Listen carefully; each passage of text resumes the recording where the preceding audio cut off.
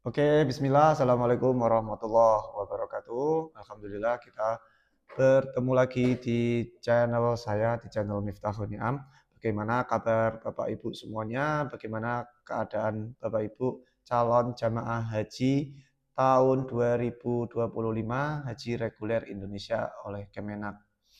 Semoga Bapak Ibu senantiasa diberikan kesehatan, kekuatan, dan juga keimanan untuk selalu bisa beribadah, untuk selalu bisa bermanfaat bagi sesama. Amin ya Rabbal Alamin.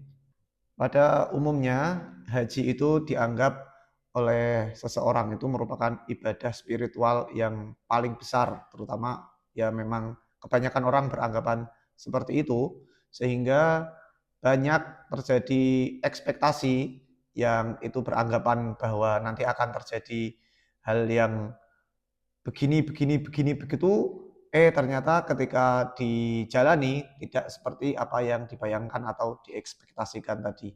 Nah, di video kali ini saya akan membahas beberapa ekspektasi-ekspektasi yang sering dipikirkan orang-orang jamaah haji sebelum berangkat, tetapi ketika berangkat kenyataannya tidak sesuai dengan ekspektasi tersebut. Seperti apa pembahasannya akan kita bahas di video kali ini.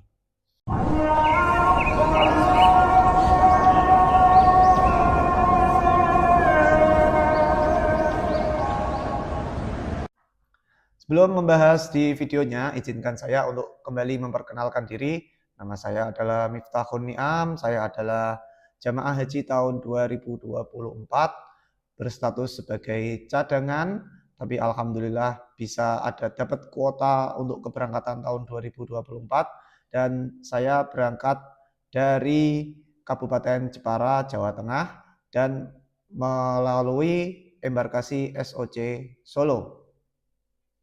Saya berangkat dengan status jamaah haji mandiri atau jamaah haji non KBIH, dan cerita saya terkait dengan jamaah haji non KBIH sudah saya tambahkan di playlist channel ini, silakan nanti bisa dicek.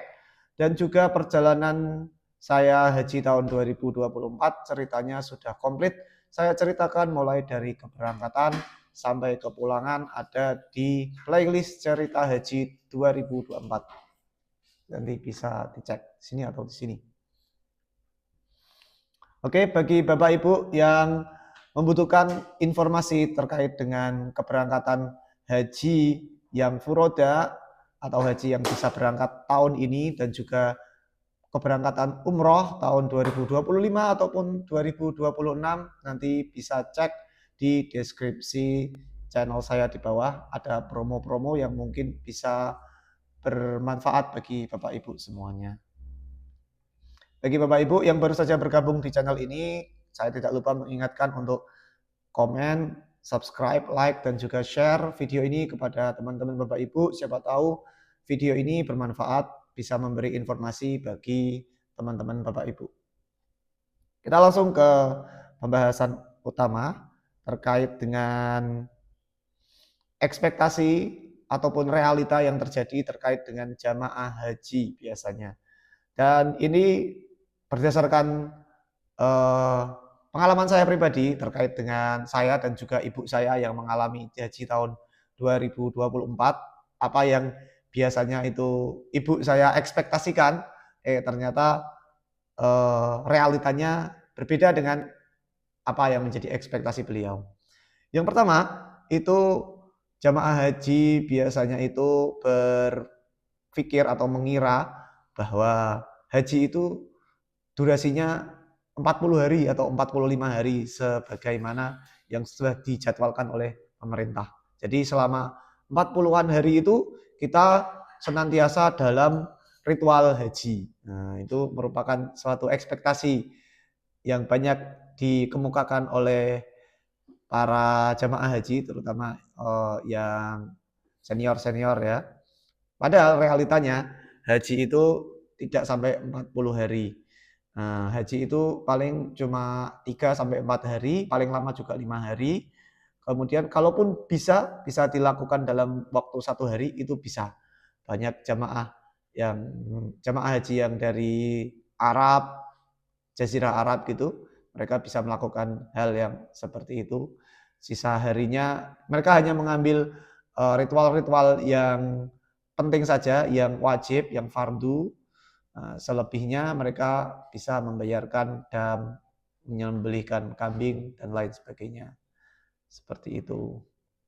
Jadi perlu diketahui bahwa di masa 40 hari itu kita tidak seterusnya atau dalam lingkup melaksanakan haji.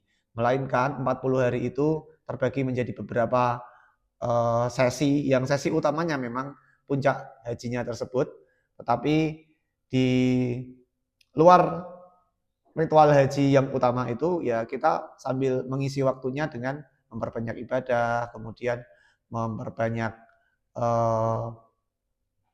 melakukan kegiatan-kegiatan yang lain, mungkin bisa city tour dan lain sebagainya. Dan yang pasti itu terjadi karena penempatan pemberangkatan dan juga pemulangan yang berbeda-beda, sehingga kita harus menunggu masa terbang kita selama ke tanah suci ataupun pulang ke tanah air itu sudah dijadwalkan, karena mungkin ya juga keterbatasan armada penerbangannya. Seperti itu. Kemudian ekspektasi yang selanjutnya, yang kedua, terkait dengan makanan. Banyak jamaah haji yang mengira nanti kalau pas haji itu makanannya enak, juga terjamin, dan juga sudah dikasihkan 3 kali sehari. Kalau enaknya itu relatif ya, bagi orang-orang yang bisa menyesuaikan lidahnya dengan masakan yang asing, mungkin tidak begitu asing, tidak sebagaimana yang biasa dinikmati di rumah. Nah, itu ya enak-enak aja, tetapi ada beberapa orang yang memang tidak begitu cocok ketika dihidangkan masakan atau hidangan yang tidak sesuai dengan kebiasaannya. Jadi itu perlu apa namanya? Perlu penyesuaian lagi. Kemudian juga terjamin, iya memang betul terjamin. Pasti ada makanan dari pihak Kemenak sudah menyediakan, pihak panitia penyelenggara sudah menyediakan, tetapi untuk kesediaannya itu memang harus kita sendiri yang mengambil makanannya ketika itu di hotel, di resto hotelnya, sementara kita menginapnya itu di lantai yang berbeda dengan restonya. Biasanya misalkan contoh kalau kemarin saya berada menginapnya di Mekah itu di lantai 13, nah, restonya itu berada di lantai kedua atau ketiga dari hotel tersebut. Jadi memang cukup crowded juga biasanya karena jam-jam makan jamaah juga pasti ingin segera menyantap hidangan, kemudian melanjutkan aktivitas ibadahnya dan lain sebagainya. Ya, itu jadi perlu diturunkan ekspektasinya agar tidak menjadi kecewa terkait dengan apa yang terjadi di lapangan. Kemudian ekspektasi yang ketiga adalah cuaca. Jadi banyak yang mengira, berekspektasi bahwa nanti cuaca di Makkah itu paling ya memang selisih sedikit lah kalau dilihat dari temperaturnya. Kalau di Indonesia paling berapa? 28 atau 30-an mungkin ya. Kalau di Makkah ya paling sekitar 40, itu kan selisih dikit. Nah, selisih dikit ini yang tidak disadari bahwa ini merupakan perubahan yang ekstrim bagi orang-orang yang belum terbiasa akan cuaca seperti ini, ya cukup merepotkan juga. Jadi ekspektasinya itu tidak terlalu panas kayak di Indonesia, paling sedikit selisihnya dengan di Indonesia, tapi ternyata panasnya itu ekstrim.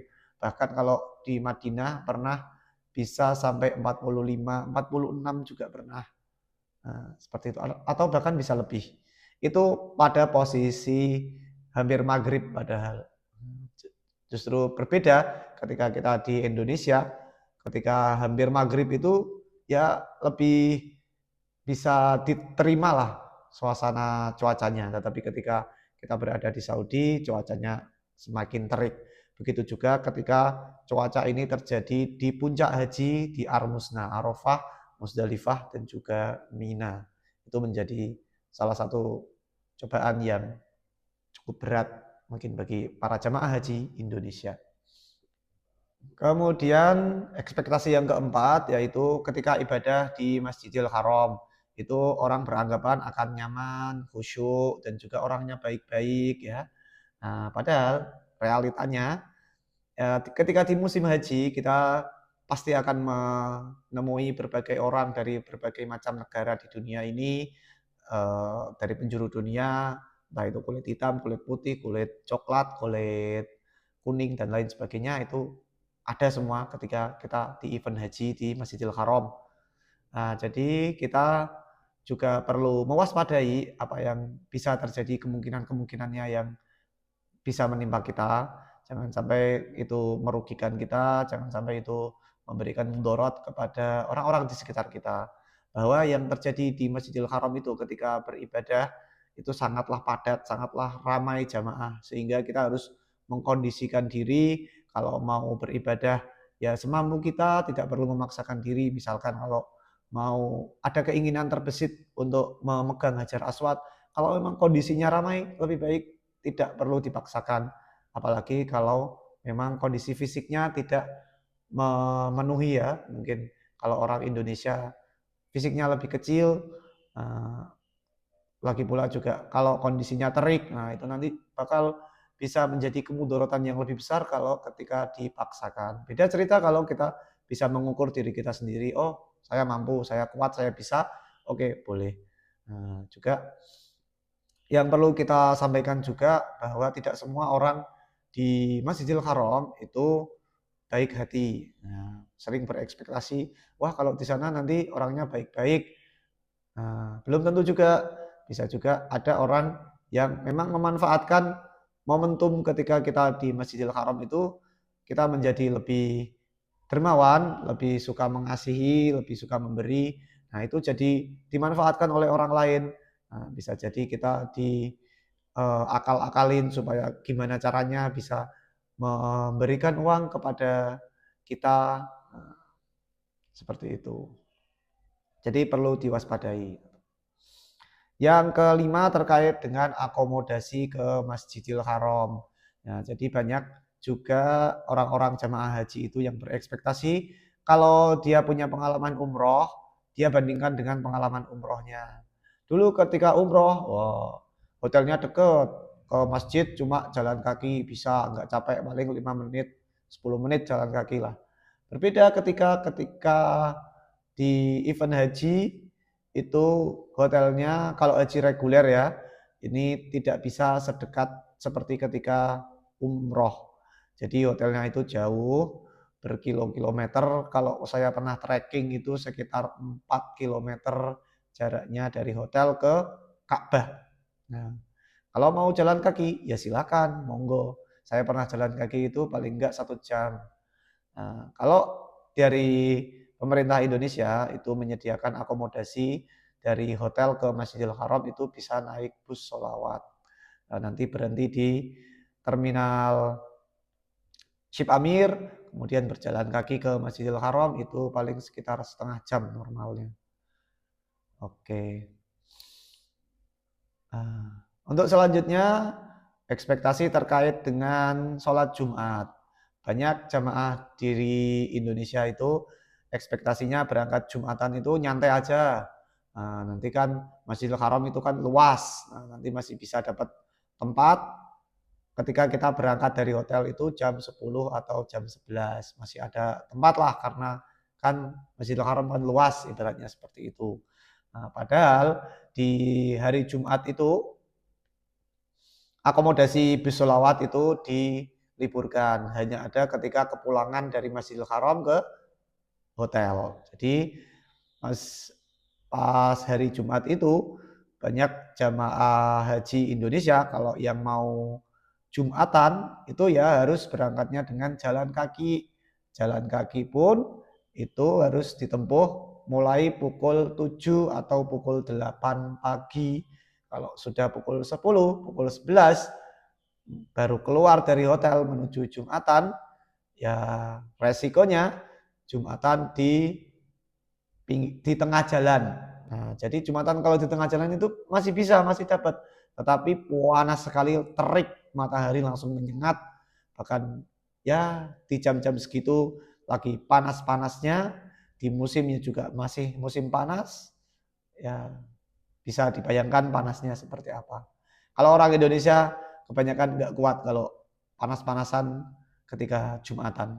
Jadi saya tidak menyarankan untuk orang Indonesia melakukan Jumatan berangkatnya jam 10, jam 11, apalagi mepet-mepet waktu uh, Jumatannya. Jadi seperti itu. Kemudian ketika di puncak haji, ini juga ekspektasinya itu banyak kita membayangkan, wah nanti ketika di puncak haji Ar-Musna, Arafah, Muzdalifah, dan Mina, orang-orang itu akan khusyuk berdoa, beribadah, dan zikir, dan ritual-ritual agama yang lain. Nah, dan realitanya memang Ar-Musna ini bisa dianggap sebagai bagian yang paling berat dalam haji. Jadi saya nasihatkan bagi Bapak Ibu semua calon jamaah haji yang nanti ketika di Ar-Musna harus diperbanyak bersabar. Nah, intinya seperti itu. Jadi akan ada cobaan-cobaan lain sebagainya, entah itu jalannya seperti apa, WC-nya seperti apa, kemudian suasana di tendanya seperti apa, panas, dan makanannya seperti apa, ya harus banyak bersabar. Meskipun fasilitasnya itu sudah sesuai dengan apa yang selayaknya kita terima di haji reguler Indonesia. Kemudian poin yang ke-8 ini, banyak yang mengira bahwa haji itu sama seperti umroh. Ini dalam segi fisik kecapeannya. Jadi banyak yang beranggapan ibadah fisiknya haji itu akan sama seperti umroh. Ya paling 2 jam rampung lah kalau umroh. Paling kan pertama ambil, ketika ini ritualnya di Masjidil Haramnya ya, paling kan tawaf, kemudian sa'i, kemudian tahallul. Nah itu paling 2 jam selesai rampung. Tapi kalau haji itu tidak hanya seperti itu. Kita ada wukuf di Arafah, kemudian di Muzdalifah, kemudian di Mina, kemudian lempar jumroh, kemudian kembali lagi ke Mekah untuk melaksanakan tawaf, sa'i, dan lain sebagainya. Itu tidak cukup dalam waktu hitungan jam. Nah, itu bisa berhari-hari, bahkan biasanya normalnya itu 3 hari. Nah, seperti itu. Jadi persiapkan fisiknya untuk berjalan, apalagi yang paling berat itu memang ketika di Mina. Dari Mina kita kalau haji reguler ya, haji reguler Indonesia itu masih harus jalan kaki ke Jamarat melewati terowongan Mina, itu sekitar hampir 5 kilo, pulang pergi berarti bisa 10 kilometer. Nah itu bayangkan saja Anda berjalan kaki, tidak ada angkutan, tidak ada ojek, tidak ada bus di masa itu. Kemudian poin yang ke-9 ini terkait dengan harga. Harga dan juga kualitas. Ada istilah kalau di orang Jawa itu ono rego, ono rupo. Jadi ada harga yang dibayar, itu ada kualitas yang didapat. Jadi banyak yang berekspektasi haji reguler Indonesia ini dikiranya atau difikirnya ini sudah mahal. Kita membayar 55 juta itu sudah mahal. Selayaknya dapat fasilitas yang bagus, tenda di Arafah yang bagus, tenda di Mina yang juga bagus, tempat tidurnya juga bagus. Nah, itu ekspektasinya. Nah, padahal kalau dihitung-hitung, saya pernah bikin perbandingan antara jamaah haji Indonesia, Malaysia, dan negara-negara lain. Kalau saya tanya, itu biasanya mereka membayarnya itu kalau dirupiahkan bisa lebih dari 100 jutaan rupiah. Bisa 150, bisa 200 juta segitu. Sementara yang dibayarkan dari Indonesia itu masih di bawah angka 100 juta rupiah. Nah, jadi bisa saya bayangkan, nah ini memang fasilitas haji yang diberikan untuk jamaah haji reguler Indonesia ya memang sepadan dengan harga yang dikeluarkan daripada negara-negara lain. Misalkan seperti itu ya. Jadi jangan beranggapan, jangan membandingkan dengan negara-negara lain yang mungkin fasilitasnya berbeda dengan negara Indonesia. Karena memang tarifnya yang berbeda. Kalau teman-teman Bapak Ibu ada yang pernah tahu biaya haji di negara-negara lain, silahkan tulis di kolom komentar. Baik, mungkin seperti itu saja yang bisa saya sampaikan. Kurang lebihnya nanti bisa Bapak Ibu tambahkan di kolom komentar jika ada tambahan terkait dengan ekspektasi yang biasa dibayangkan oleh jamaah haji Indonesia tapi tidak sesuai dengan realita yang ada ketika pelaksanaan haji tersebut.